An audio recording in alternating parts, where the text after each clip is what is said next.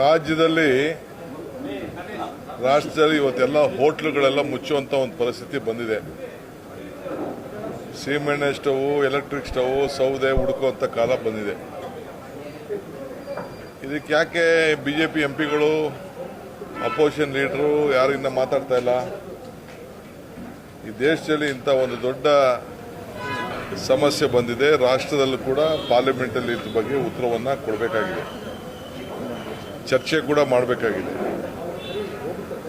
So ಅದಕ್ಕೆ ಎಲ್ಲ ಪಾಪ ಜನ ಕೇಳ್ತಾ ಇದ್ದಾರೆ ಏನು ನಮ್ಮ ಅಡುಗೆ ಪರಿಸ್ಥಿತಿ ಏನು ಅಂತ.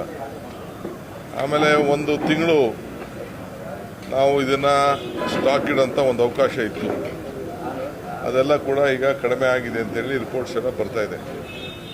ಸೊ ಕೂಡಲೇ ಸೆಂಟ್ರಲ್ ಗೌರ್ಮೆಂಟು ಇದ್ರ ಬಗ್ಗೆ ಸಾರ್ಟ್ಔಟ್ ಮಾಡಬೇಕು. ಈ ಸೆಂಟ್ರಲ್ ಗೌರ್ಮೆಂಟು ಕಂಪ್ಲೀಟ್ ಜನರ ಬದುಕನ್ನು, ಬೆಲೆ ಏರಿಕೆ ಒಂದು, ಎರಡನೇದು ಸಪ್ಲೈ ಮಾಡೋಂಥದ್ದು. ನೀವೇ ಎಲೆಕ್ಟ್ರಿಕ್ ಬೇಡ, ಗ್ಯಾಸ್ ತಗೊಳ್ಳಿ ಎಲ್ಲ ಫೋಟೋ ಹಾಕೋತಿದ್ರಿ, ಪೆಟ್ರೋಲ್ ಬಂಕ್ ಮುಂದೆ ಎಲ್ಲ ನಿಮ್ಮದೊಂದು ಫೋಟೋ ಹಾಕೋತಿದ್ರಿ ಪ್ರೈಮ್ ಮಿನಿಸ್ಟ್ರು. ಈಗ ಫೋಟೋ ಎಲ್ಲ ಮಾಯ ಆಗ್ಬಿಟ್ಟಿದೆ, ಎಲ್ಲ 1000 ಚಿಲ್ಲರೆ ಆಯಿತು, ತಿರ್ಗಿ 60 ರೂಪಾಯಿ ಜಾಸ್ತಿ ಆಗಿದೆ. ಇದು